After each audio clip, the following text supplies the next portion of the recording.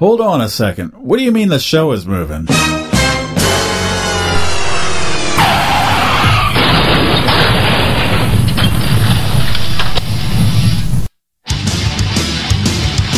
Now on Sunday night at 9 p.m. Eastern, 8 p.m. Central, join host Tim Malley as he brings you the most recognizable names in the paranormal field on Fox Cities Paranormal Radio. Look in my eyes, what do you see? The cult of personality.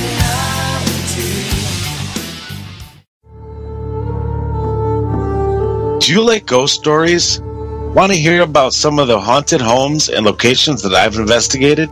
Tune in for the latest in paranormal news and guest interviews with me, Mr. Haunted, on the Haunted Chronicles, Friday nights at 8 p.m. Eastern, 5 p.m. Pacific, only on the Paramania Radio Network.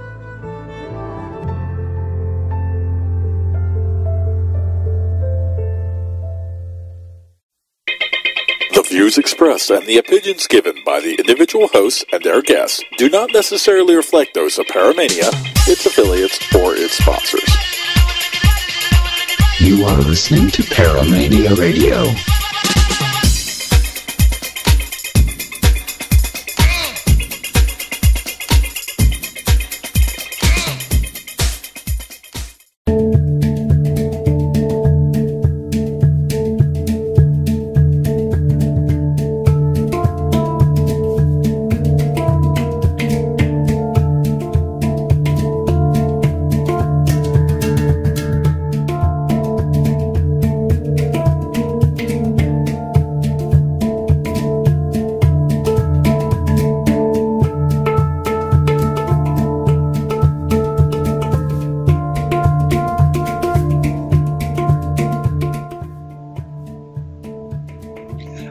Hi, good morning, good afternoon, good evening, good night, wherever you happen to be in the world. You're listening to Leo Bonomo on the Paramania radio show, and it's a great privilege tonight to have a personal friend of mine, Jock Brocas. Jock is a fantastically evidential medium, very well known all over the world, best-selling author, selling a number of books, and also president of the ASSMPI. And it's a great privilege to talk to Jock, because not only is he a great personal friend, but it's the first radio interview. He's done many radio interviews, but it's the first that he's done since 2008. And tonight we're going to be talking about the deadly departed. So these are things that we should be aware of in connection with the afterlife, departed spirits, etc. And it is a subject that's been talked about on the program numerous times from all kinds of angles. So, Jock, very, very warm welcome to you. Well, Leo, let me say it's an absolute honour to be on your show. You're right, I haven't been on radio for many years. I gave that up many years ago to dedicate my time to the ASSMPI and the way our work and the way we've been developing. As you know, I'm recovering also from mouth surgery, so if I go quiet at times, it could be because I'm in a bit of pain. But you certainly introduced me probably a bit more than what I should be. I'm nothing special. I've written a couple of books, but I do understand the afterlife and supposedly the other side of the veil, if you like, in terms of the darker aspects of the afterlife or the dangerous aspects of the afterlife. So it's an honour to talk to you about it. It's the first time I've done it since was on the Hilly Rose show many years ago, talking about demonology. And as you know, you and I have discussed this subject God knows how many times. Yes, indeed. Yeah, it is a favourite of mine, and I think it's something that isn't covered too well sometimes, especially people that first come into the movement or start having readings with mediums or contacting psychics. We tend to have, when we come into the movement or have first contact with it, to have that very fluffy, very light aspect of it, that everything is good and wonderful. And the listeners know that for myself, it's something that I have had some entanglements with since I was quite young, and I was very, very fortunate enough to learn. And one of the favourite topics of this is the Ouija board and its irresponsible use, etc. So it's a subject that people, unless you're into it or have been affected by it, it's not something they come into contact with. No, they certainly don't. And I think if we go back to before we even talk about anything to do with the negative aspects of the afterlife or anything else, what one must understand that if there was no darkness, there wouldn't exist light. If there was no understanding of what something bad would be, then we wouldn't understand good, because we would just have this constant state of harmony, this constant state of goodness, and so you wouldn't know anything that was relatively evil or bad, or that was actually in opposition to the light, or in opposition to anything that's particularly negative. And I think that you're right, when we come into this movement, we have a kind of, we wear rose-tinted glasses, and I'm not saying that that's a wrong thing to do, but it's very foolhardy, and I know that there's many books and there's many things, there's many teachings that will say that this doesn't exist and that doesn't exist. Yeah. It's all about perception, and the whole of life is about perception. I mean, when someone asks me if I believe in the afterlife, I normally say no, I don't, because I know there's an afterlife. Yeah, I say exactly the same thing. and I think you and I have talked about this many things, but I think that the interesting thing is that there's a great deal of fear. If we take to skeptics, there's many skeptics will not look at what we do as being something serious, and it's all about your experience. Until you've experienced something, it's very, very hard to give it energy, to give it life. If you don't think it exists and you've never experienced it, then it's hard to give it life. And a lot of people that start to experience these things, as they would term paranormal, which you and I understand as being normal, paranormal is just an expression of God's law in action, if you like, then people won't see it until it's too late, and that's the same, I think, with developing mediums, developing psychics, and there's an old saying, when you're dabbling, if you dabble in something, you dabble with fire, you're going to get burned, and it's true. If you dabble and you don't understand it, there's a chance that you're going to get burned. There's a chance that you're going to, open something up. Now, one of the things that I'll say, and you mentioned that everybody, the first thing they come to is the Ouija board. So, the Ouija board was, and it's still getting made to this day, and, it's called a spirit board. And in actual fact, I think it was back, essentially it was, I could be wrong, and I'm sure if people are listening, remember I'm doing this off the top of my head, guys, but if people are listening to dive in, it actually came from China way back in the day. And when it then became, I think in Alex Kardec's time, it became more of it was like a wheel. It was like a wheel that he developed, and things moved on from that. It became a parlor game in the 1800s, as you know, and that's what they did, because they didn't have TV and they didn't have Afterlife and they didn't have Candy Crush and God knows what else they got.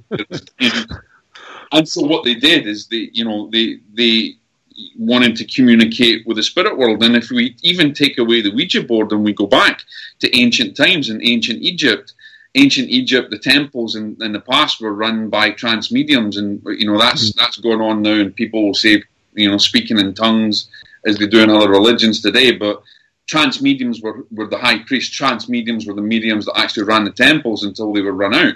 So we've had mediumship and we've had spirit communication for thousands and thousands and thousands of years, and probably before biblical time, So it goes to show, if you don't. Here's another analogy that I used today, actually, with someone that I met with today. You believe in it's not a belief, but the air exists all around us, and just because you can't see it doesn't mean that it doesn't exist. The first breath that we take in life is the breath of life, and we're continually taking that oxygen, that element into us. We're breathing it. We can't see it. It's just not there. It's not tangible. We can't hold it in our hands. But yet we believe in it. So why is it so hard to think that there's a dark side? We might not be able to see it, that doesn't exist, or that spirits don't exist, or that things that are out of the ordinary realm of understanding in this world don't exist. It just don't make any sense. If energy is energy, it can't be destroyed. It can be manipulated, and everything breaks down to energy. So. Yeah, I firmly believe that from the first caveman, they were very much more connected to spirit. They understood things in a different way, and so we had an intrinsic knowledge there. Not only that there was an afterlife, another existence, but we were also very acquainted with plants and what were good for us and what was not. And I do think from the Industrial Revolution, when things really started to build up in that way, and we become more mechanized, and as we got into so-called modern times, we have abandoned those natural instincts, and so I think they've got very much worn away. It had reached a point, of course, where it had started to come back, because we'd lost so much contact with spirit in one sense that spirit had to push forward, and so we have, as you say, Alan Kardec, Swedenborg, coming up to the Fox sisters. And there's so many pioneers from the past that have actually shaped our future, and it's unfortunate that we've kind of lost our way a little bit. But I think in modern technology times, and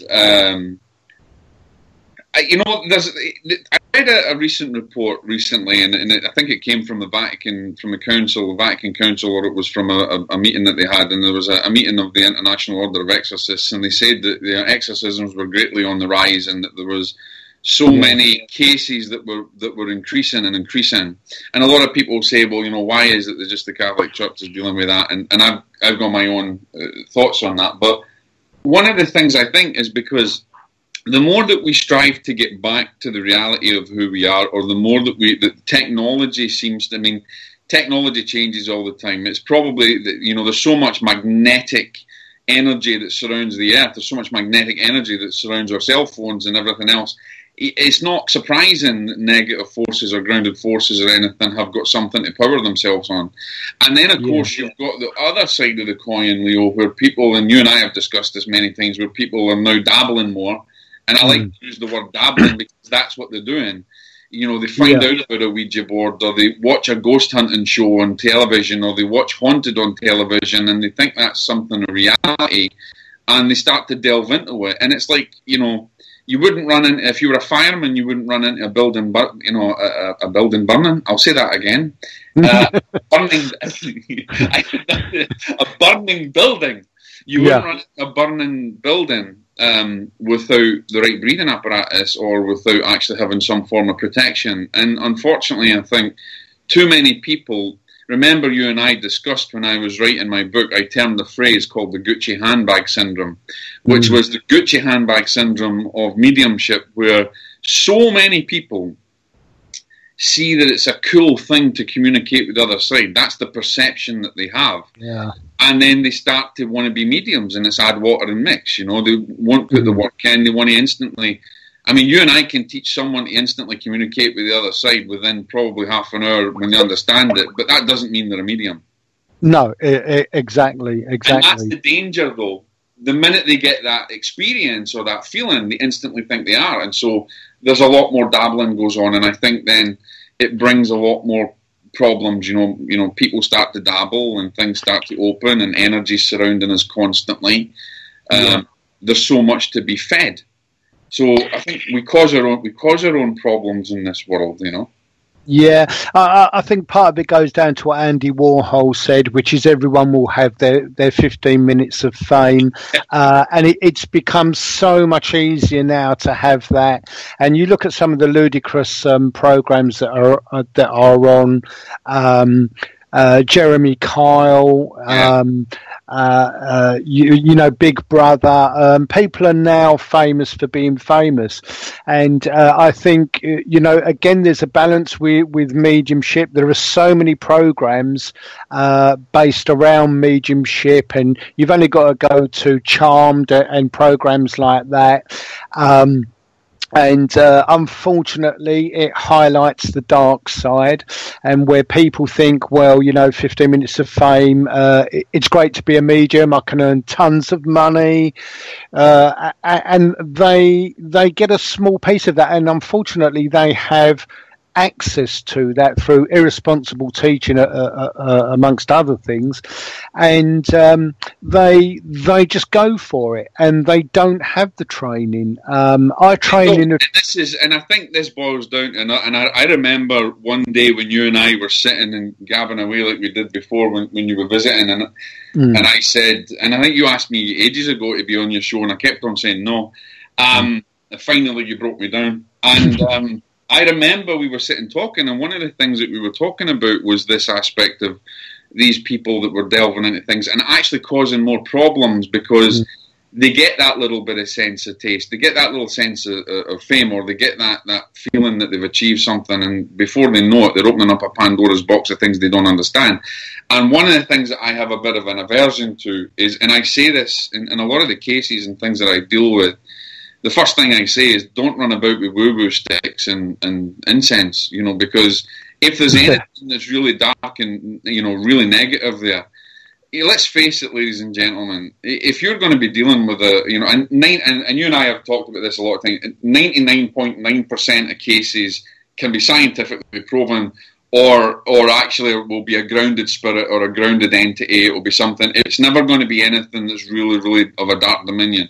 And when a lot of these paranormal teams, and when a lot of them say that there's a demon there or there's this there, I gotta kind of question that, because let's face it, if you're dealing with something that's dark and nefarious like that, don't you think they're going to be more intelligent than you and running about with a woo-woo stick or an incense? And people don't realise that even the sage incense that was, taken back to Native American times, if you speak to a Native American and you ask them, a medicine dog, and I spoke to one many, actually was it a couple of years, I think you and I talked about this, the gentleman, his mother that I met that was the medicine woman, and she, one of the things that she said to me is that these things, the white sage in Native American culture was utilised as cleansing of energy. It doesn't fight a dark presence.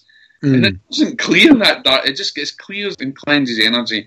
And these people would utilise these rituals to cleanse an area before they went in to deal with. It's almost like when we go in to do a sit-in, or when we're in circle and we protect the circle and we ask for protection. It's kind of their way of doing that. It's kind of their way of telling the spirit world, hey, we're ready now to go into this alternate state and we've cleansed the area.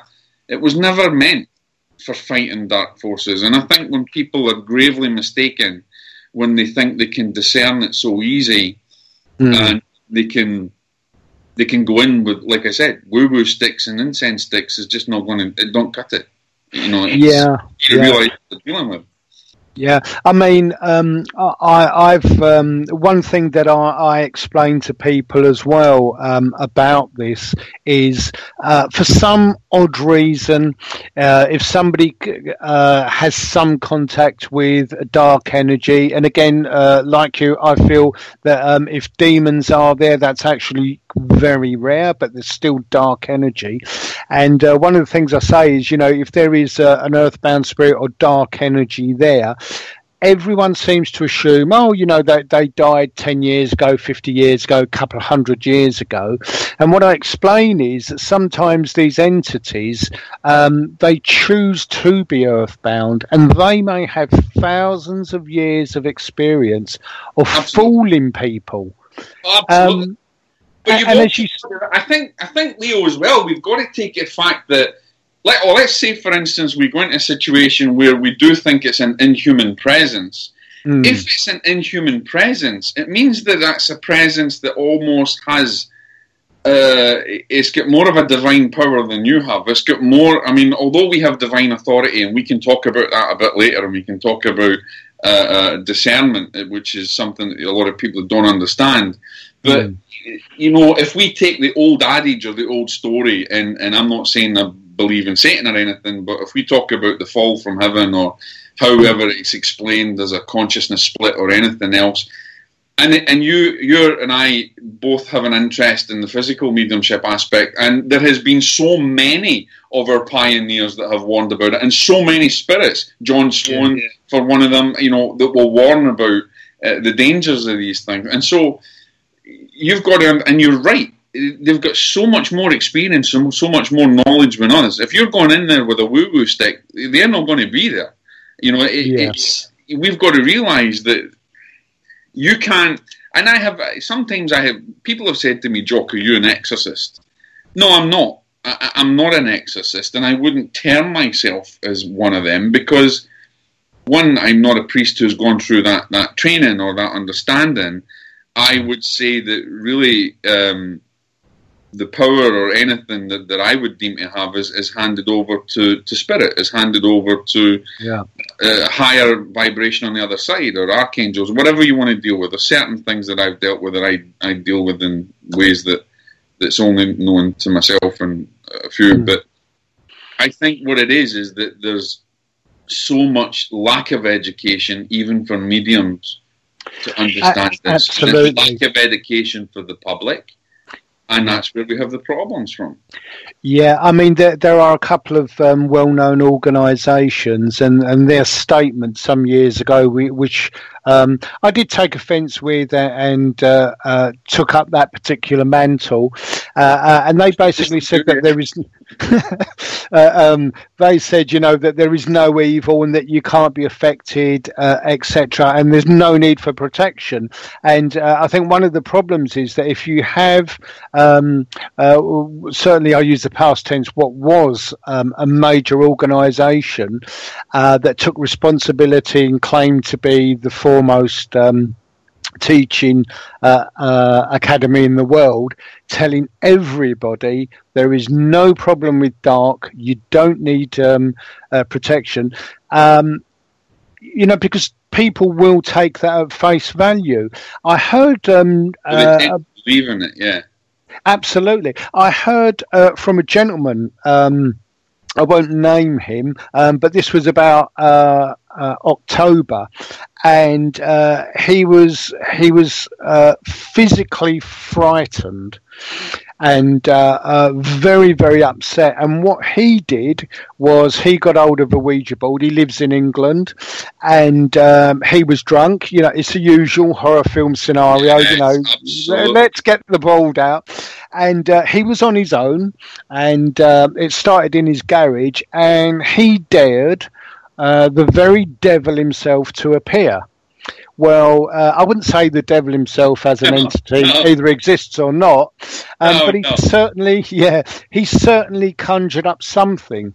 And this guy... And I think that's important to understand, Leo, from the point of the view that it wasn't the board or the fact that he did, because let's face it, we can make a Ouija board out of anything. But it's the intention behind it. The intention is to communicate with the other side, whether it be a higher vibration, a lower vibration, the intention is to communicate.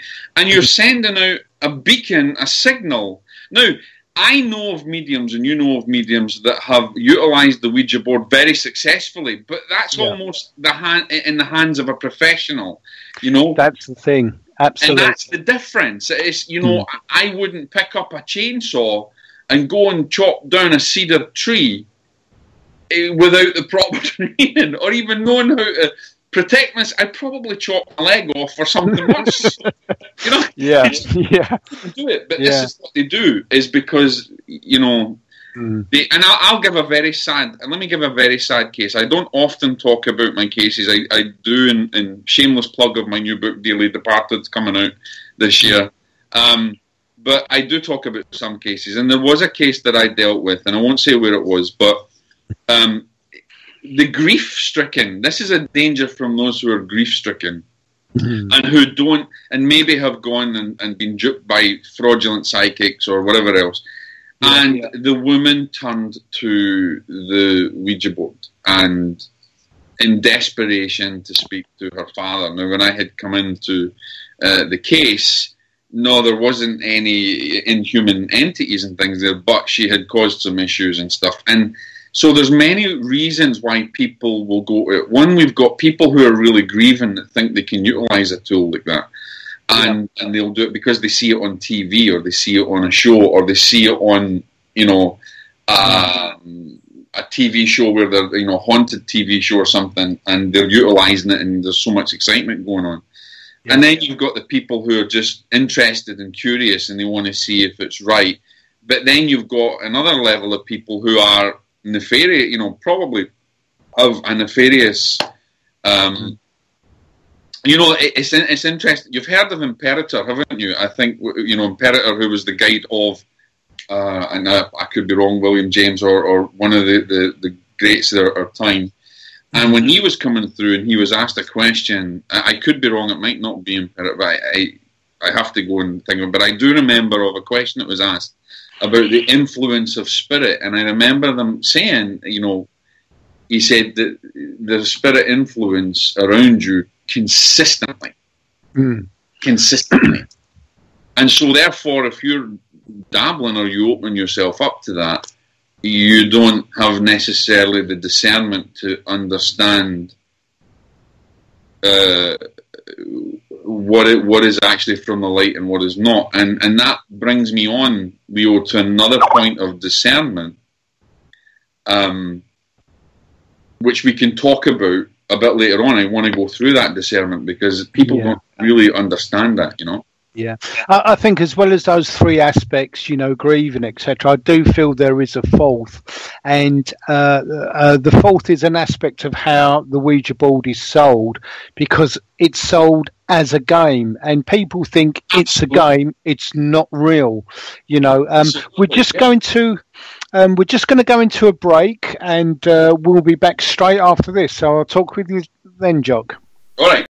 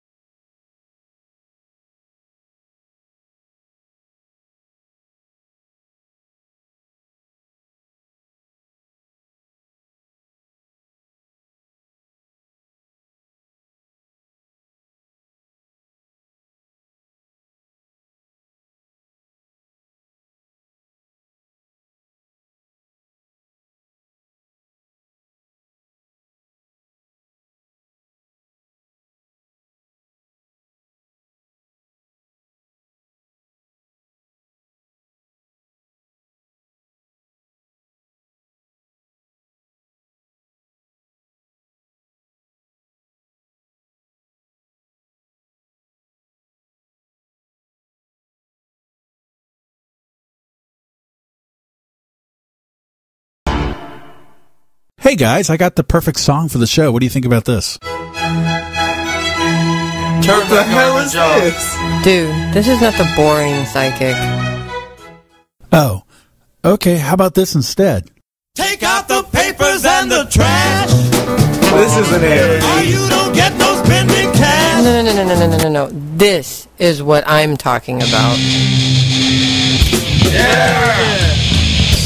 The party is live every Friday night, 7 p.m. Eastern, 4 p.m. Pacific, with a twist of metal.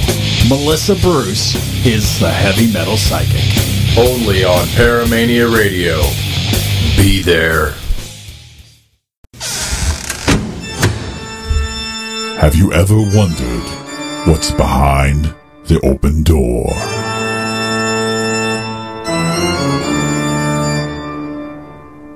Then tune in with hosts Maggie Renee and Vicky Johns every Wednesday at 8 p.m. Eastern, 5 p.m. Pacific.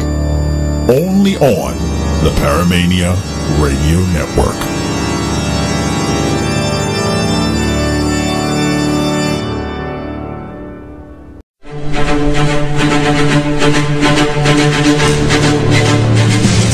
Welcome to the all-new Paramania Radio. Don't go by the book. Think like a pirate.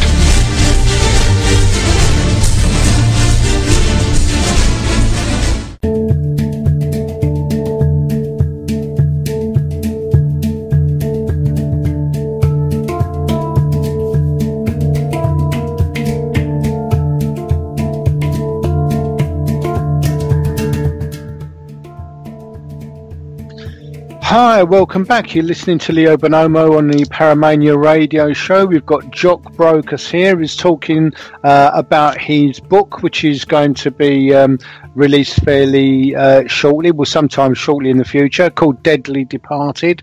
And we're talking about some of those negative influences that we can encounter. And if we're interested in this subject, we should make ourselves aware of, because knowledge is protection. So, Jock, welcome back.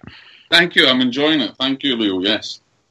Yeah, we were talking during the break about guides, and there are false guides, aren't there? Which again, I think people generally don't know that there are mischievous spirits, and one of the ways they initially kind of hook us is to give us information which is correct, give us premonitions which are correct, and we tend to believe them. And of course there's a twist in the tale. I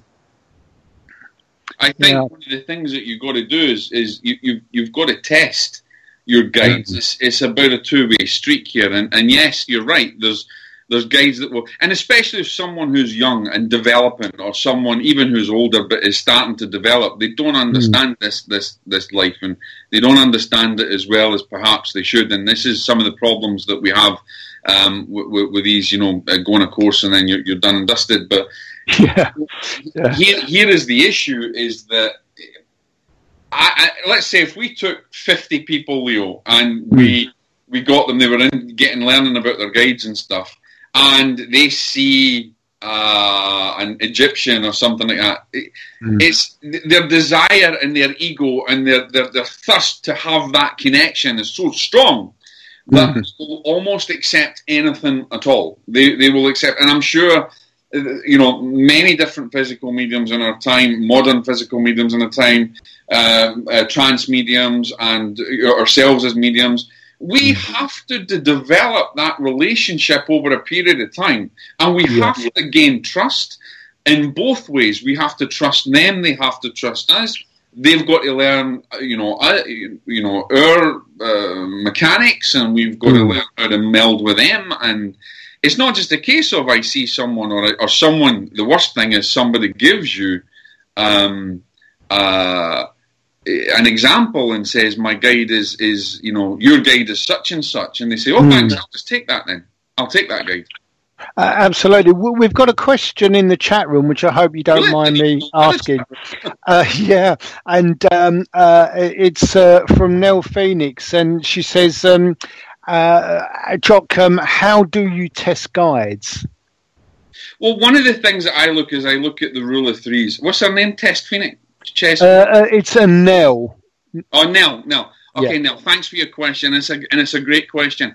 How do you test a guide? Well, you're certainly not going to get the answers instantaneously, but one of the things you've got to do is to develop a strong relationship with them. And one of the things, especially that I teach to students and people that I help develop, is I go for the rule of threes. If we look at, and even if we look at paranormal things, they'll say about the witching hour is 3 and everything else, and it's the exact opposite, the polar opposite of what a mass consciousness of what something like Christ dying on the cross or something like that. There's a reason behind it. And one of the things that I like to do, and it's just my own perception, my own feeling, and I've developed this through many years, is I would say to people, you need to get at least a minimum of 3 evidences from your guide, and not just I mean, you know what it's like, Leo. Sometimes you can get a piece of stupid evidence, but for instance, when my guide first came through, I didn't believe it, and I was actually in circle and I was in trance, and the evidence that came through did come through at various stages, but the evidence was verified. It's like when someone comes that's grieving, we want to give them really good evidence. We want to give them evidence that their loved ones on the other side exist and that they're alive and that they're interacting in their life and that death is just an illusion, that they're not gone, it's such a wonderful thing. Yeah. Well, it's the same thing with our guides, We want proof from the guides who they are. We want evidence of who they are. They don't have to come through and say, my name was Stuart Smith and I was, this address and God knows what else, but we want evidence from them. We want a good sign from them. And that sign can come, that's a whole other show for you, Leo. That sign can come in so many different ways. But it's got to be real and it's got to speak to your soul. And that comes down to the discernment aspect of things as well. There's a difference between believing and knowing. When someone tells you, when you believe in something, it's not knowing. You're believing in something that's the perception of another. Like if you believe in a religion, you're believing in that because someone has taught you that that's the right thing that you should believe in. But there's a difference in knowing. To know something is divine. To know something is having that divine relationship, that connection with the pure source energy of love, that connection with the creating force of all that is and all that ever will be, good, dark, everything.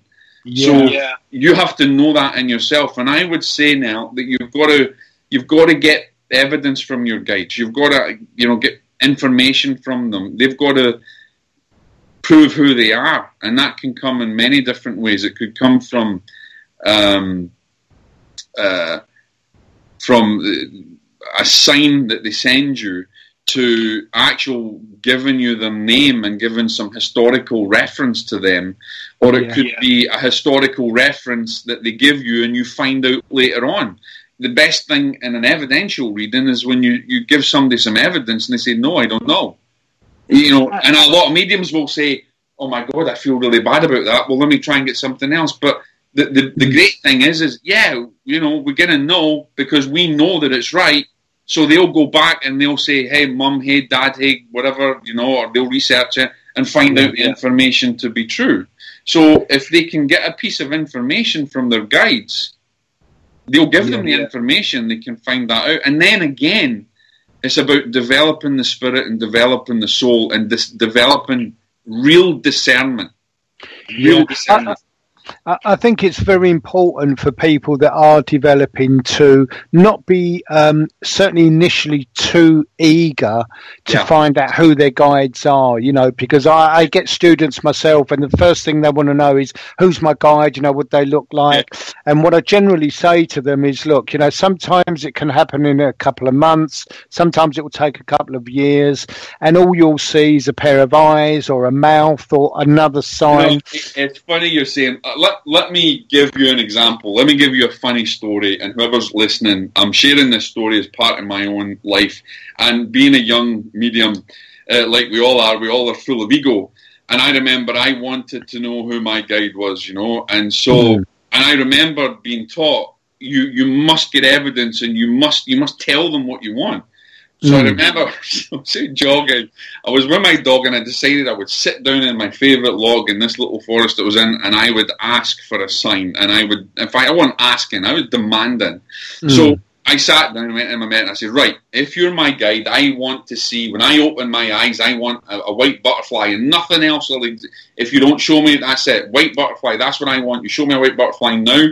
And it wasn't really the time for the butterflies, but I demanded something that I thought, right, I'm just really going to push it out there.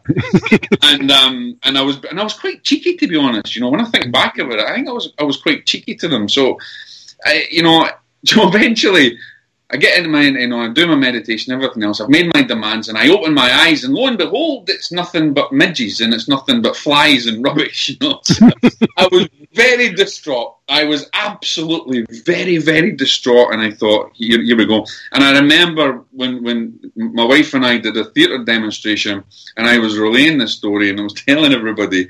And so I went back, and I was, kicking the bloody acorns away, and I was not happy, and I thought, well, this must be just a lot of rubbish, and nobody in the spirit world is listening to me. And this was this was a massive lesson that I got, Leo, because I jumped into my car, I put the dog in the back, and I was driving down the road, and I was just still kind of fuming, and all of a sudden a white butterfly landed right on my windscreen. I was so shocked about seeing the white butterfly that I mounted, just coming at a roundabout, I mounted the roundabout and went over the other side. I just hit the thing, I wasn't looking.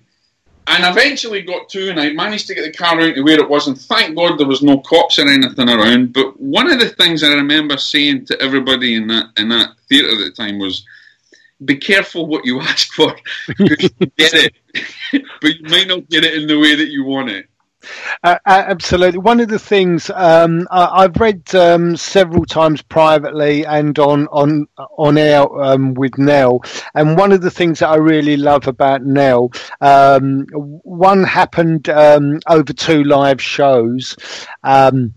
But originally, when I started to read for Nell, and I only remember this through subsequent conversations because I don't remember readings, as you know, and I gave this gentleman called William, and he was connected to the railway, and she said, no, don't know William, but I will research.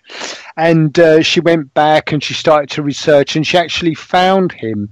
And so now that kind of research, when you get information that your guides give you, do the same thing. Absolutely. And here's the other thing, Leo. That railway worker that could be Nell's guide, that maybe she's had that evidence from, it doesn't necessarily mean that they have to be a famous Indian, or they have to be Sitting Bull, or they have to be iced, Yeah. You have to be an Egyptian goddess or somebody like that. It can just be Jock the coalman in the corner. We need to understand that. Look at Leslie Flint, his guide Mickey. Yeah, very ordinary little Cockney boy. There you go. Mickey it wasn't anything special. Absolutely. And again, I think, part of it is ego, but I think part of it is kind of built into the story of when people want to start to develop. Of course, they think that their guide is somebody high, somebody well-known, or was a king, or, so they have this perception built in. Or was Jesus himself. Do you know? Well, this has come up several times in shows before, and it's something that comes up in circle quite a lot with new people. And I say, I do get quite worried when somebody tells me their guide is Jesus. And one of the things that I do say is, I'm really, really pleased for you. And I'm not being, facetious, but why would he pick you? Because let's face it, they wouldn't, or even that, some people think they're the reincarnation of Jesus. One of the things that really strikes me funny is in the States, where you live, they sometimes hold quite seriously reincarnation parties, and you get hordes of Cleopatra. I don't necessarily think she would come back, but she certainly wouldn't inhabit, 50 or 100 people. This is also bringing down to something that I've talked about so many times, and I want to bring this up, and it's the understanding of discernment, and if we go back to how people will say to me, like Nell said, how does she discern that that's her guide and there's this evidence? But then you come back to the question, well, how do you discern that's a negative spirit and a good spirit? And I've met, and so many mediums will say, well, I can tell the difference straight away. And one of the things that I've said, and I said in my new book, that you have to really try and live a clean life. I'm not saying that you have to be wearing a kaftan and sandals and everything else, because you and I mean, we've sat so many times, chewed the fat, and we're normal people. But I try and exemplify a life. I live by 3 rules: love, forgiveness, and compassion. I try never to judge. I try never to do anything. I try to be aware, having a mindfulness of my thoughts. I have a mindfulness about my speech. I have a mindfulness of how I deal with people. And in that way, if I have an awareness of something that doesn't sit necessarily right in my soul, I'm striving to always be good. I'm striving to always take the higher plane. I might not always reach that level, and I might not always, I might, fail at certain things because there's the human aspect to me. Yeah. But I strive so that and here's the other thing, in any of the cases that I've dealt with, sinister cases or anything else, I've never asked for it. I don't go out and blow my trumpet or anything. I don't ask for it. Just lands on my doorstep for some reason. Spirit it lands on my doorstep, and I deal with it, and I do it very confidentially, and I don't shout about it. And as you know, I don't even talk about this side of things much at all. But I want to teach people and awaken people. And the discernment thing is, and I had a conversation with a medium, and they said, I know straight away that I would know straight away if it was a demon or if it was, a bad spirit like that. And I said, well, how? Because in the same token that you're saying that you can discern, you will go behind somebody's back and talk about them, or you will be negative, or you will actually not be the epitome of what a spiritual life should be. And so how do you think that your vibration is high enough that you can... You know that you're discerning. Discerning is not something that you learn. And I'm not an expert. I'm developing and learning. I'm a developing medium. I'll always be a developing medium. Myself too. I always say, I learn something every day. Mostly I learn how little I know. Exactly, how little you know. And also I learn a lot when to shut up and not say nothing. But the thing is that if I'm going to go and deal with a case, there's a certain procedure. There's things that I do, fasting, praying, and really getting myself into that kind of zone and dealing with it, whether it's from a distance or whether I have to go in visitation. I don't deal a lot with paranormal teams because I've never met a paranormal team that I could trust that are really on a wavelength that would really understand things. And I'm open to it. I do meet people from time to time, and I have met some very good people. But one of the things that I say is we've got to strive. If we're going to live a spiritual life, we've got to strive to live a spiritual life. We've got to watch our mouth. We've got to watch our mind. We've got to watch everything that we do in order that if we have to deal with something like that we can. And discernment is not something, I mean, I'm no expert in it, but I'm learning and I'm developing and I'm praying that I develop more. And it's not something you can learn from a book. And it's not something that you can learn just from going on a couple of courses or anything. Discernment is a lifetime of sacrifice, of understanding. I was first brought into this, a lot of people don't know my past and my history, but my uncle was a monk. He was a monk in a monastery, in the Redemptorist monastery. And yes, I do come from a Catholic background, but I'm open to all religions and I study all religions. But, from my past, I was first introduced to exorcism at the age of about 8 or 9, and that was because I had such a thirst and knowledge for it. I think people would have thought it was weird, but one of the priests that were involved there was an exorcist, and rather than him keeping it away from me, he openly talked to me and a couple other people when I used to go on religious retreats ever since I was young, and I wanted to learn, and instead of going out and playing football and stuff like that, I stuck my head in a book. Or I remember the first book I read was A Vocation to the Priesthood, and I studied things about.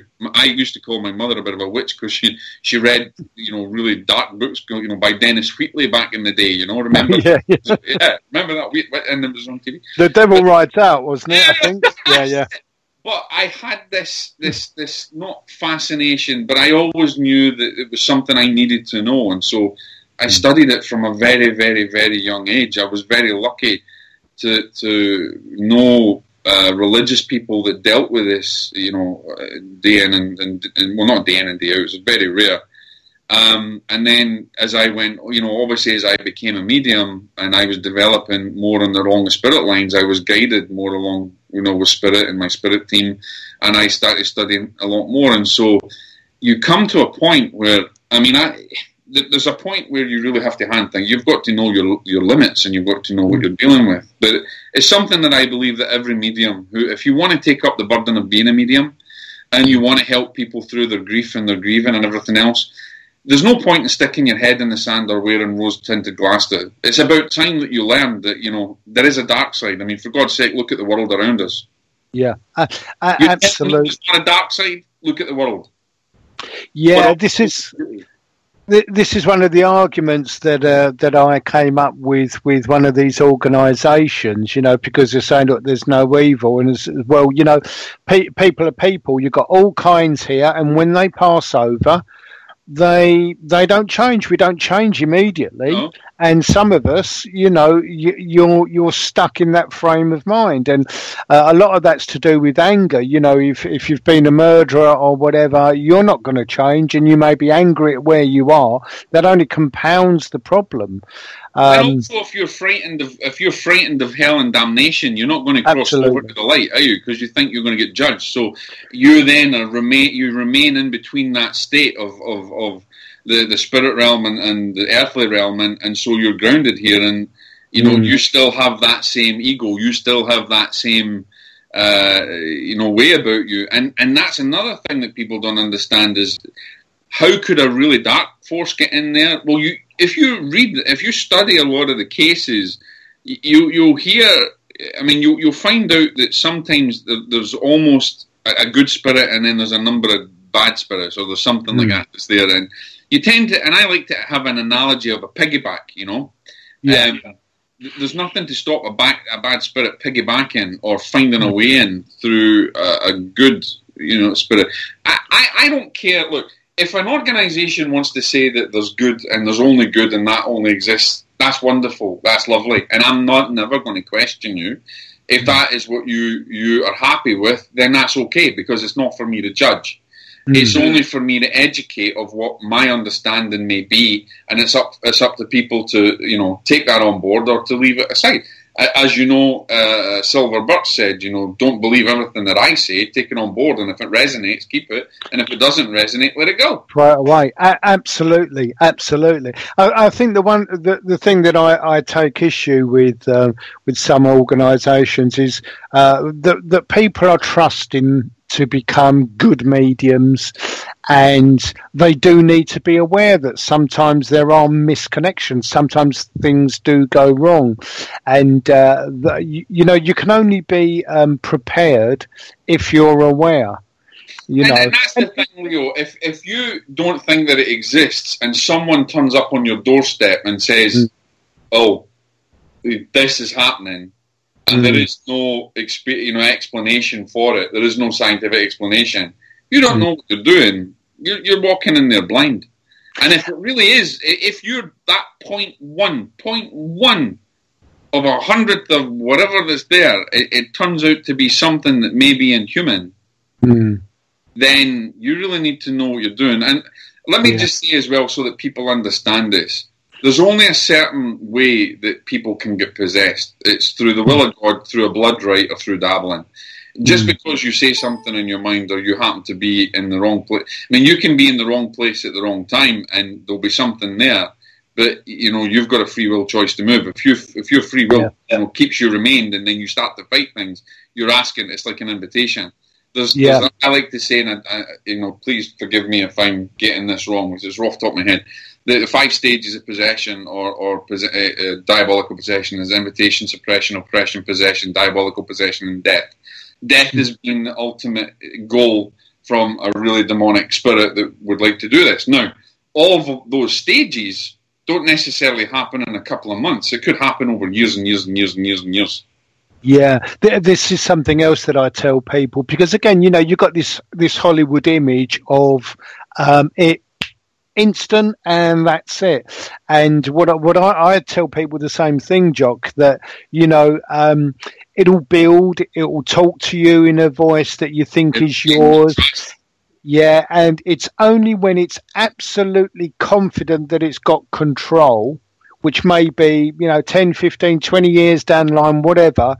It's only when it's confident it's got control that it starts to play up. And that's when you think there's something wrong here. And people think, well, it's just happened. It just happened yesterday. We're going into a break. I know that you've got to go. You've been a fascinating and fantastic guest, and thank you so much.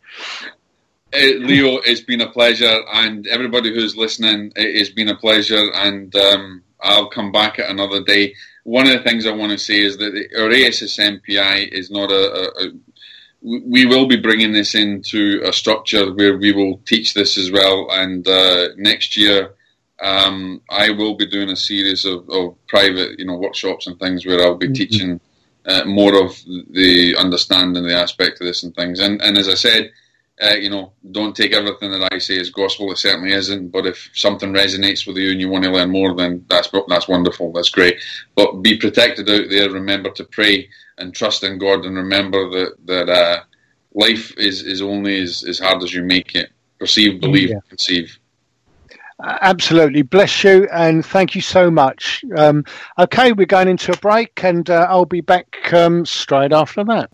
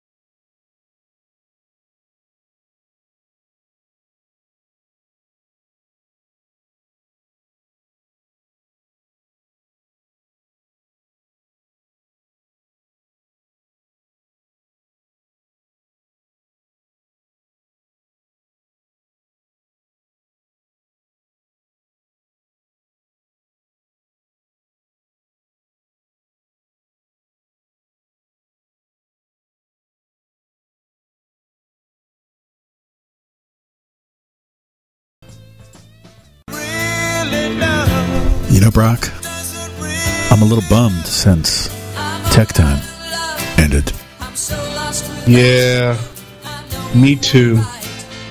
But you know what we could do to fix this? What? A new show. A new show? About what? About all things paranormal. Not just technology, but everything. Brilliant. What would we call it? Paratime with Brock and Doc. Cool. And it could air on Sundays at 10 p.m. Eastern, 7 p.m. Pacific? Only on the Paramania Radio Network. Awesome.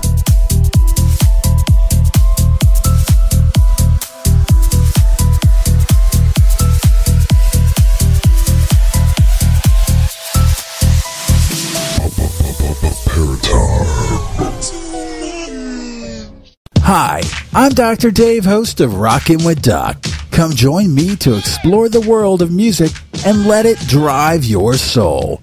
You'll hear songs like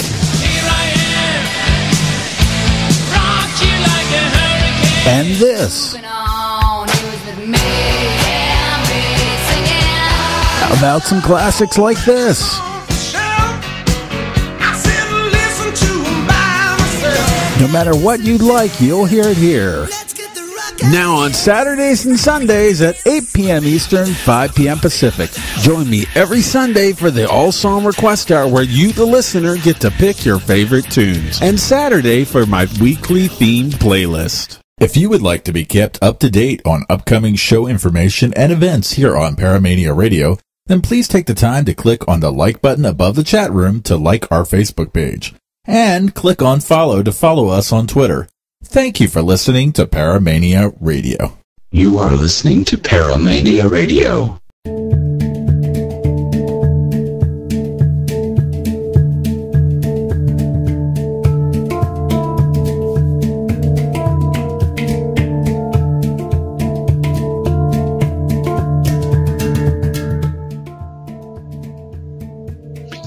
Hi, welcome back. You're listening to Leo Bonomo on the Paramania Radio Show. So if you're listening to the first half, you'll know that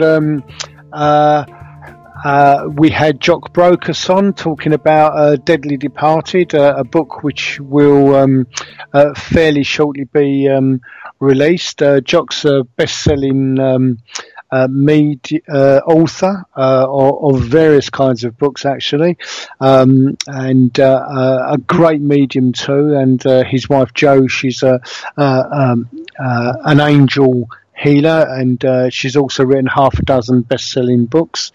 So very interesting first half to the show.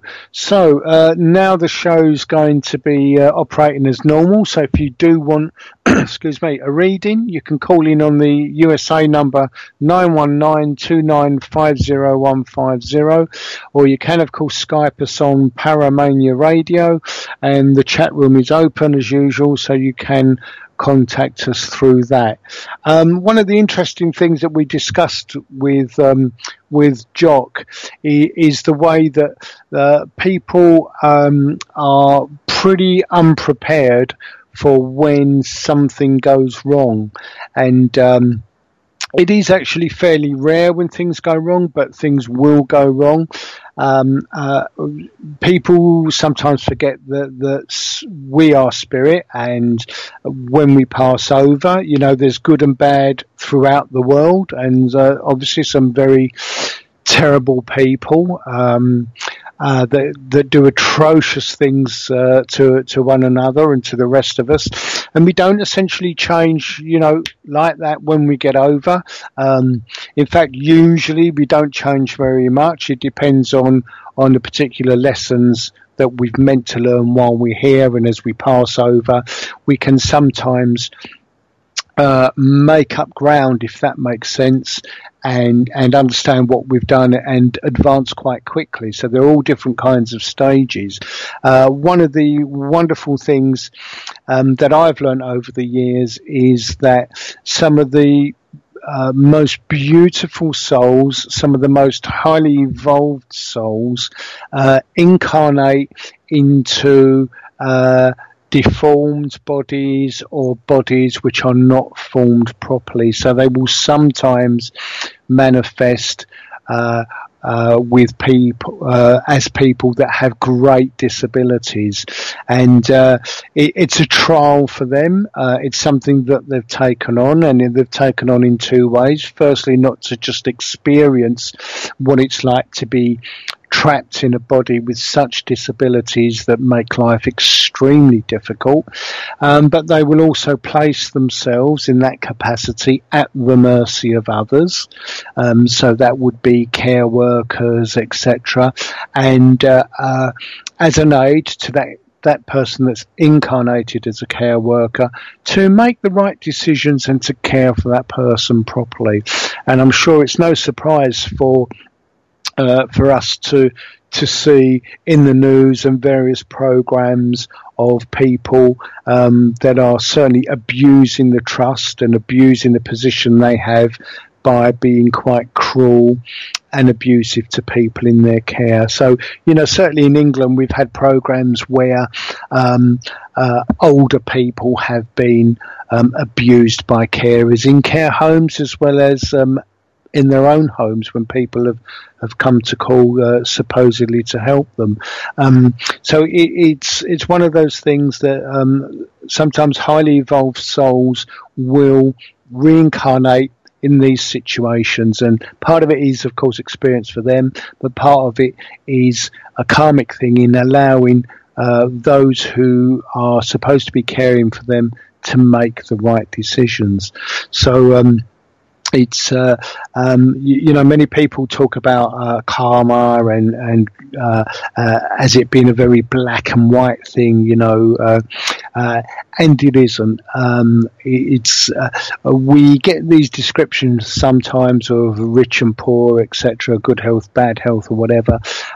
It's a very, very, very simplistic form to try and explain to us, but we shouldn't take that simplistic form as gospel and it being very black and white. The subject of karma is very, very, very complicated. It's never black and white. And so when people, for example, if you've chosen to come into a body that is very badly formed for whatever reason, or suffers such injury as to put us in those places. Of course, when that soul is released from that body, if it's a high soul, it will find its place naturally. It will gravitate to where it needs to be.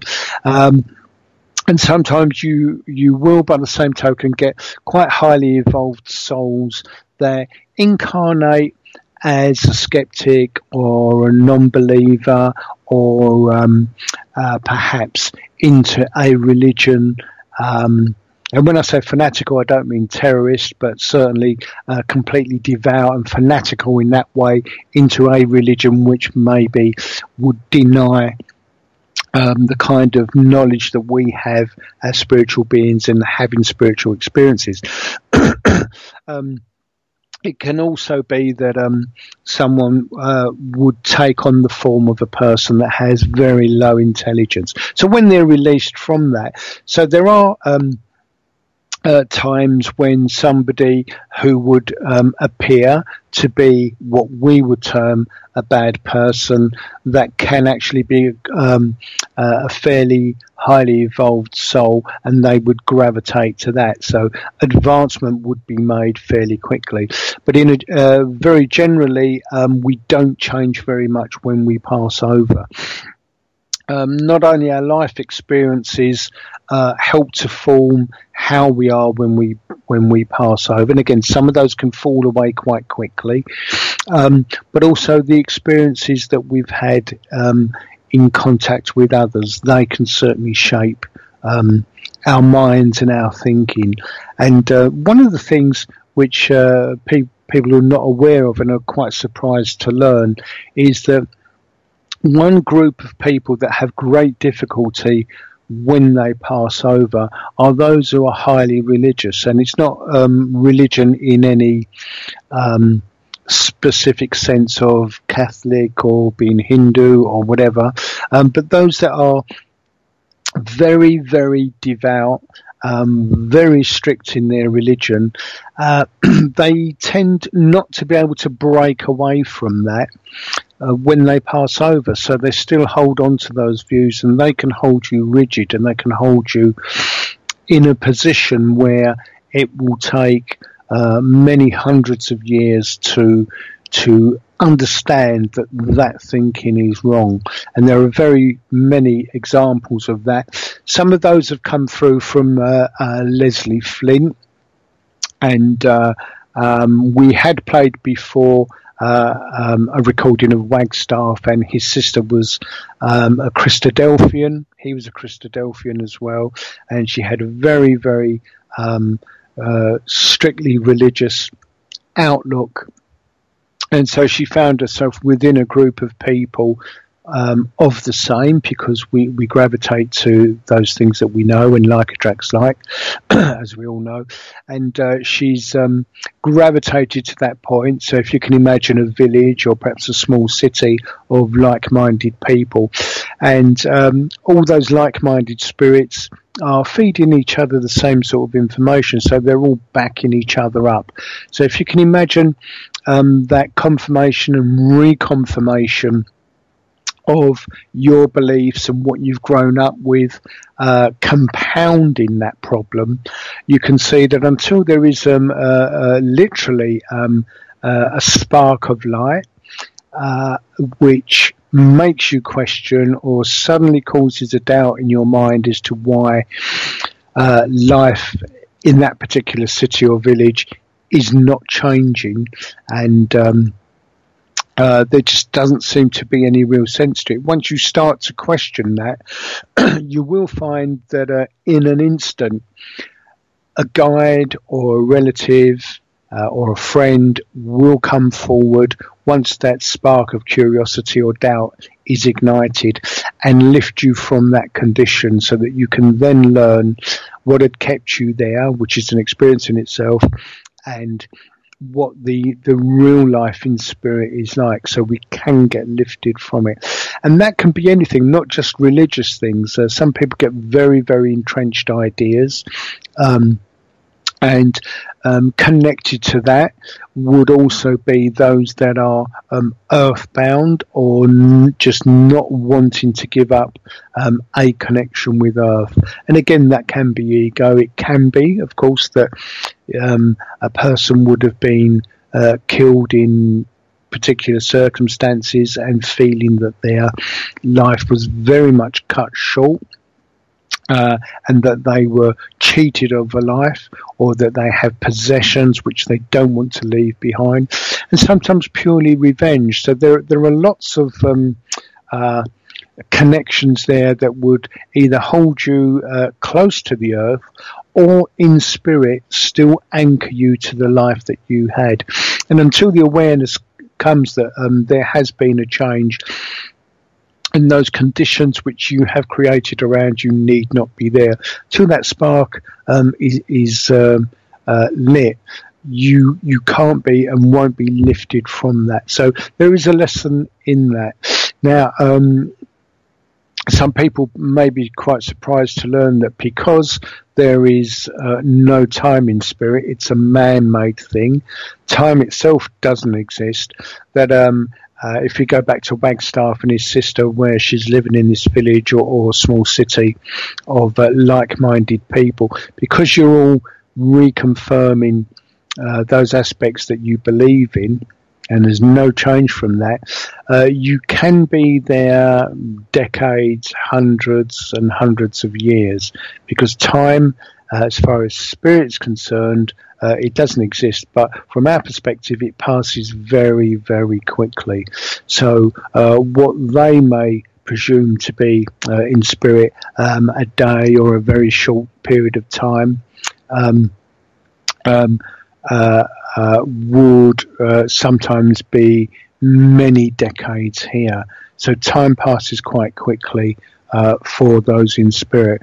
But essentially, as we don't change very much when we pass over, we still have the same views, we still have the same hang-ups, if you like, and it is only a process of learning. Now, one of the processes when we pass over, or sometimes as we pass over, I'm sure you'll be very familiar with the phrase, if you have perhaps not a near-death experience, but a very close experience of maybe being killed.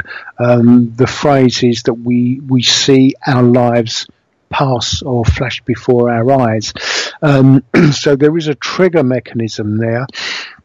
And once we've passed over, that mechanism is used itself to help us understand and to see without rose-tinted spectacles those things which we have done, both good and bad, and to analyse them and to understand first and foremost how we've got to that point of making that decision or finding ourselves in that situation, and then what we've learned from it and how we move on. So there are life reviews, and certainly one initial one is we may see our life flash before our eyes just before we pass, but certainly once we've become accustomed to where we are, there is a time or a point that is right when we have further life reviews. So it is a wonderful thing. It certainly helps us to learn, and so we make progression in that way. One of the tenets of spiritualism, and I wouldn't consider myself a spiritualist at all. I don't see myself as having any religion at all. I would hope that I'm spiritual. But one of the tenets is that there is eternal progress open to every human soul. And that was given to a medium, Emma Harding Britton, direct from Spirit. So there were the 7 tenets of spiritualism. So there is always a chance to progress. We don't have any retrograde system, if that's the correct phrase. And we certainly can't incarnate into a much lower form. Now, of course, we can incarnate into a person that is going to have perhaps the life of a murderer or whatever it is, and so in a sense that is a lower form, but we can't incarnate or reincarnate, as some people use the term. Spirit actually used the term incarnate. We cannot incarnate, from example, from a human to an animal. So in that sense, there are no retrograde steps. It has always been forward. But as for the actual experience of being human, there can be retrograde steps there, because we need to have knowledge of a situation from a particular angle. And again, once we do that and we pass over, we would revert to the spirit that's incarnated. So sometimes that is a jump forward, and we understand that actually we may be more spiritual than we appear to be on earth. And I'm sure that is a wonderful thing to find out. I think most of us, and I would include myself in this, would just be the same person that we are. In my case, certainly very, low and needing an awful lot of light and to learn again. I find it incredible that there is so much to learn, not just about spiritualism, but life in general. But I am continually amazed at how little knowledge I have and how much there is to learn. Okay, so one of the aspects of passing over is greatly influenced by religion, and religion literally does put the fear of God into people. There is no need ever to be concerned about passing. As we've discussed on the program many times, passing itself is not painful. There is obviously a level at which we work while we're incarnated, but generally only those who are truly evil from a human point of view find themselves in those worlds. And I wouldn't really use the term hell. Hell is actually a creation, again, of religion, hellfire and damnation, etc., etc. So there is that concept there, but we do create our place in spirit that we are working towards. And again, that is our level of understanding at this point in time, and how our actions, reactions and experiences that we have. So like attracts like, we find ourselves amongst like-minded people who have had similar experiences of whatever kinds that those may be, and we find ourselves in that world which we build for ourselves. If you do listen to Leslie Flint recordings, and you can find the recordings on Leslie, that's Leslie Flint, Flint, that's all one word, leslieflint.com. You can listen to recordings there. And one of the fascinating things about the recordings, and there are probably couple of hundred actually, which have been released. They're actually working on them and digitalizing them now. But one of the things that you will hear once you've heard lots of these recordings is that each of the experiences of passing over are quite different. Some find themselves in a kind of desert land, and find that there's a gentleman or somebody that comes forward that they may recognize as a higher spirit or a higher entity that would help them find their way through the desert until they get to a place, a city, whatever it may be, to have experience of. So their experience of passing would be a desert. And invariably they find that the experience of being having to make their way through the desert and some of those difficulties that they would encounter there are actually purges of the soul in one form or another. So that journey of walking through a desert, for example, to get to a city or a particular place, is a purging of the soul. It helps to make them think about where they've been earthwise, why they're making this journey through this desert.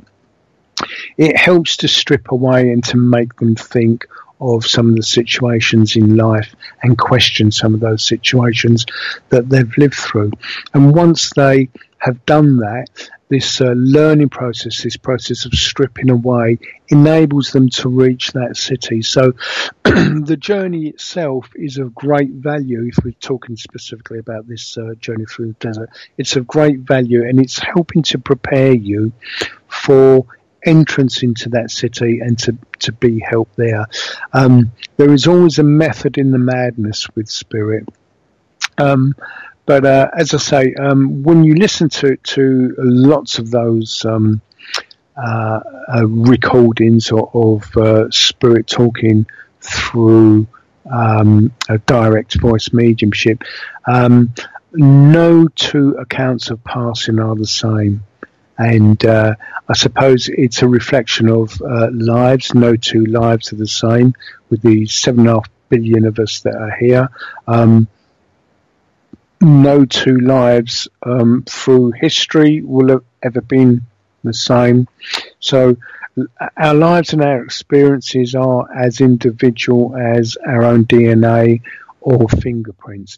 And our passing is likewise unique.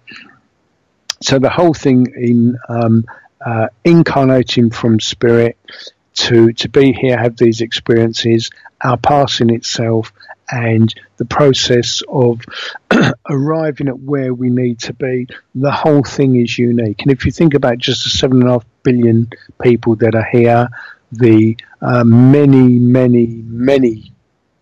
billions of existences that there have been, if you see that as a process of everything being completely unique, then you will understand a small part of the complexity of life and experiences and passing that there are.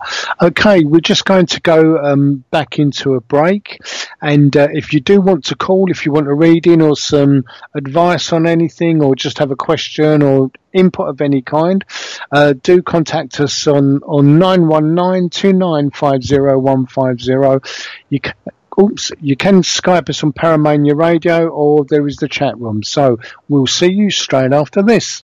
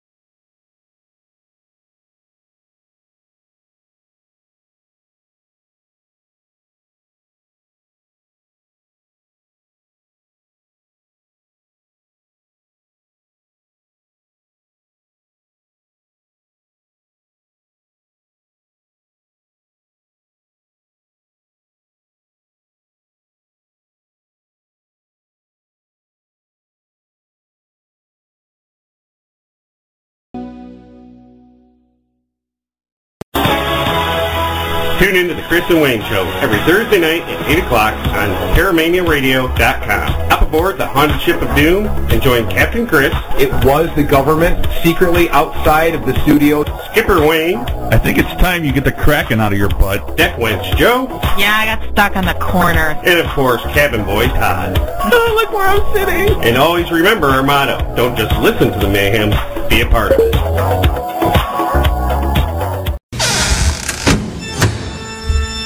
Have you ever wondered what's behind the open door?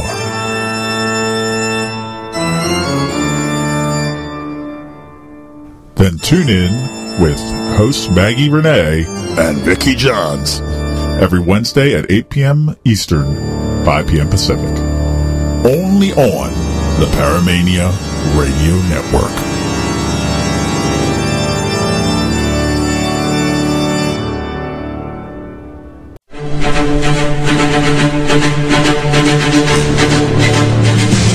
Welcome to the all-new Paramania Radio.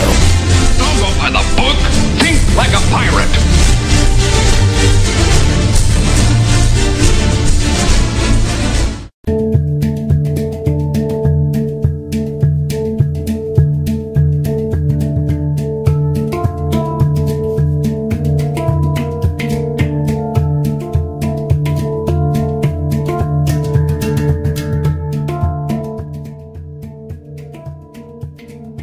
Hi, welcome back. You're listening to Leo Bonomo on the Paramania Radio Show.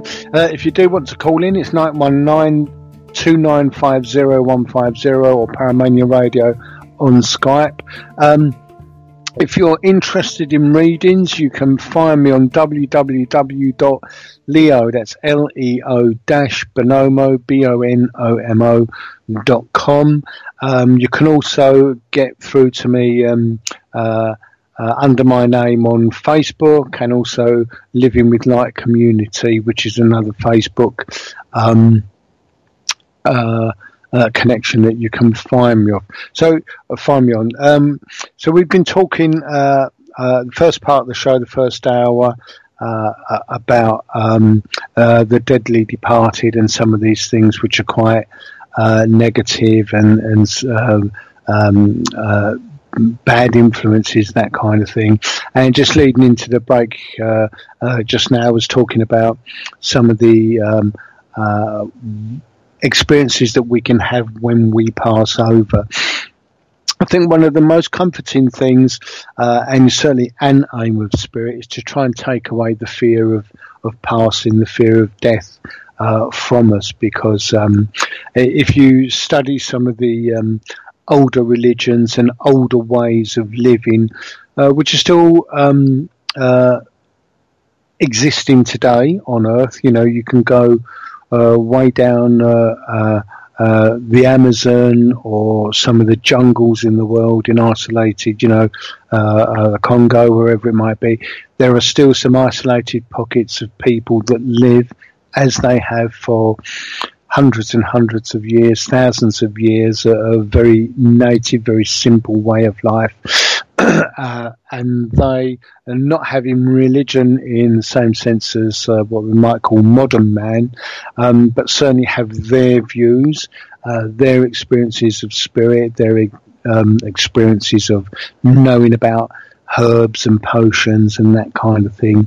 Not only to kill their food, for example, with poison darts or whatever it might be, but also the religious and spiritual and nature-connected way that they live their lives, which we have to some extent grown away from.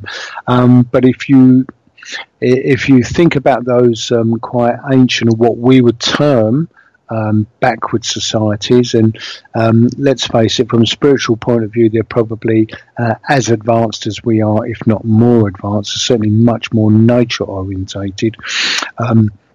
But if we look at those, we have the audacity to call them backward countries, because backward civilizations, because they wouldn't have computers or whatever. Very short-sighted view, really. But they have their own understanding of spirit and its connectivity with life, and they also have experiences of passing, and they treat the dead in a different way and the dying in a different way to which we generally would as a so-called advanced nation.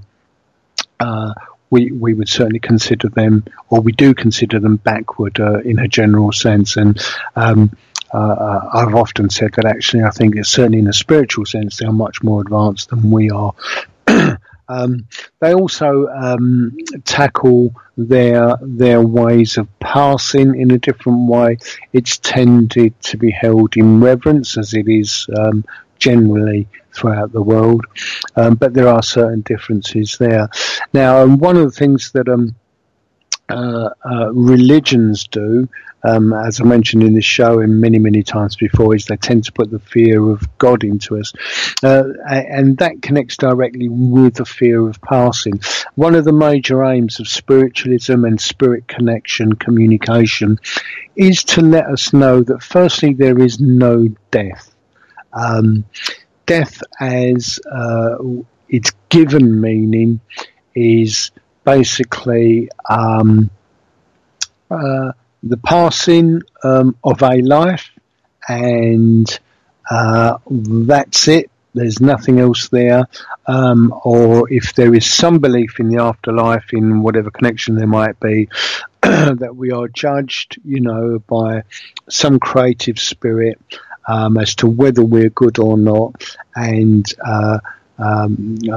justice is meted out accordingly, whether we've been good and there's rewards, or certainly punishment. And so one of the aims of spirit is to say, look, that is not the case. Death is not the end. It's certainly the beginning of a wonderful, wonderful experience. And it is a wonderful journey itself. And let's face it, most people don't remember being born or have no experience of the experience of being born. But certainly we came into this life from one dimension and we return back to that excuse me, that dimension when we pass away. I was very fortunate. Now, you may view this as unfortunate because, again, there's balance there. But I was very fortunate when I was about the age of 8 or 9, in that I suddenly and inexplicably become quite ill one night. And whatever the malady was, I did begin to feel quite dreadful. Excuse me, I'm just going to take a drink. I did begin to feel quite dreadful. I felt very, very ill. And I got to the point where I couldn't cry out. I couldn't call for my parents. And it became worse and worse and worse. And got to the point where I actually thought that I was going to die and pass away.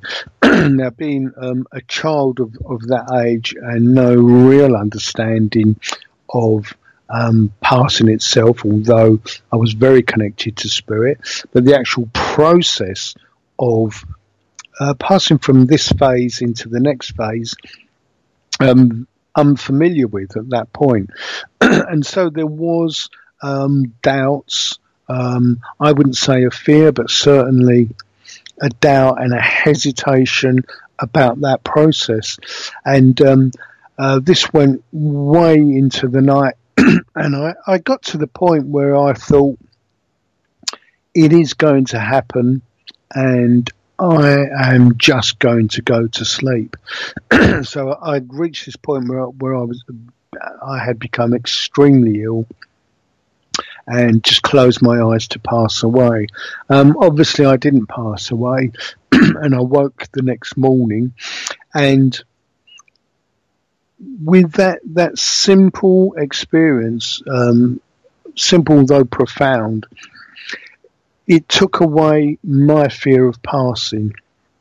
And that was the whole object of that particular exercise. So that took away that fear. I've had some encounters myself of being close to passing before, not near-death experiences in the technical meaning of that phrase, but some close experiences, and quite a few of them. So it was an experience that was kind of built in to take away that fear. You cannot really explain to somebody who has no fear, who has fear of passing, how joyous that release is of not having that fear, that hesitation, and having that burden, because it's a very, very real burden that weighs so heavily on some people's shoulders.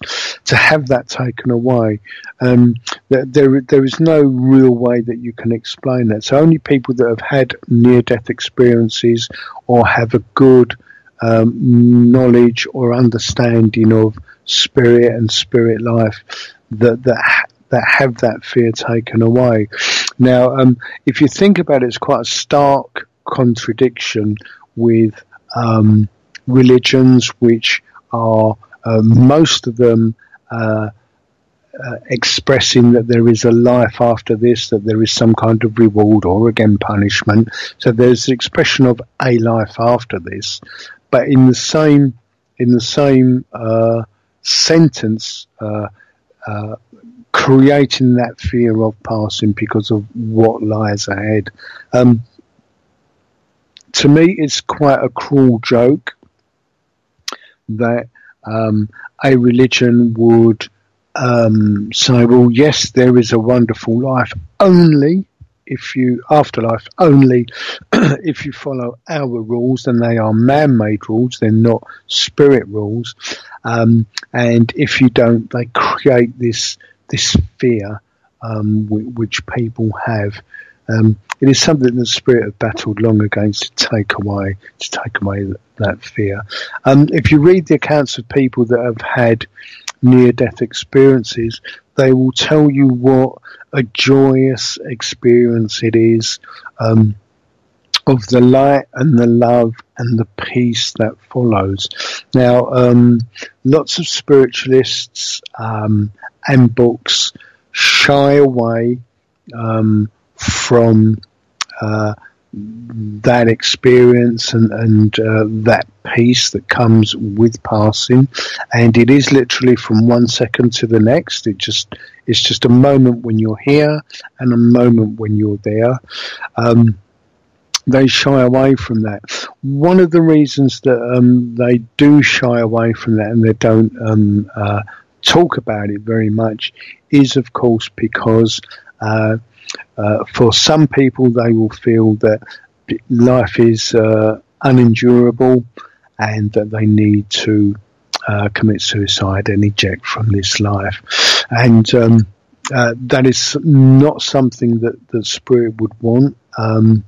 To paraphrase religion, it is a sin. It isn't right. We have no right to take our own life or other people's lives, but of course there are lessons in both, which are experiences that some people have or need to have. It is not right. It isn't a way out, and so we need to find that balance within our minds of, well, death is not something to be feared, but it is not something to be longed for. It isn't an escape route. Those that pass over tend to fall in two categories, and I'm just giving this as a greatly simplified explanation. They tend to fall in two categories. Those that are helped once they have committed suicide, and that's because there's been mental illness or the giving of life to save others, etc. And those that use suicide as an escape from justice, an escape from themselves, excuse me, they're using it to escape some form of justice. So those that are mentally ill, etc., those are dealt with in a different way to those who just feel that they can't go on for whatever reason, and they may be trying to escape justice of some kind there. So Spirit certainly would not encourage you to take that kind of exit, but at the same time, the balance to that is that they want to let you know that you should have no fear of that event of passing. So there is a fine balance there that has to be drawn, but Spirit certainly wouldn't encourage the taking of life under those circumstances, but would also want you to know that there is nothing to fear from death. Okay. Once again, we have a few minutes left, so if you can't make a call tonight, certainly you can call us next week on 919-2950-150, or Skype us on Paramania Radio. You can also contact me on Leo Bonomo, LEO-BONOMO.com, and you can also contact me on Living with Light Community, and that's a Facebook community. You can get me on Facebook there. So if you have any opinions, questions, or experiences that you need an explanation of, do call in either tonight in the last few minutes that we have, or next week. So don't forget to pass this information to your friends so they can call up. There are free readings and we hope that we can give you good confirmation of life after death in the readings through myself personally or other guests that we may have. If you want to look back at the archives, you can find them on Paramania Radio. So you're already listening, you can go to the archive section on demand, and you can listen not only to my show, but there are lots and lots of wonderful shows on Paramania Radio dealing with all aspects of the paranormal. So if you want to have a filter through and have a look at the archives, please do so. Okay, now let me just have another little drink because my throat is starting to pack up. Okay, if you have any ideas for forthcoming shows, any subjects that you feel you need to have covered, if you want to talk about any particular aspects of mediumship, life after death, whatever it might be, do make a list, do call up. If you've got suggestions for any particular branch of mediumship, development, whatever it might be, then write into us. So we will certainly cover the subject at some point or another. Okay. Next week's show, I think, is going to be just myself talking. We've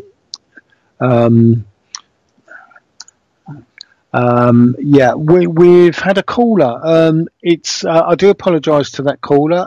It is literally last few minutes, so we won't get anything more but an introduction. But if the caller is listening, do call in next week. Next week's show, I do think, is about myself, and I shall sort out a subject for us to discuss.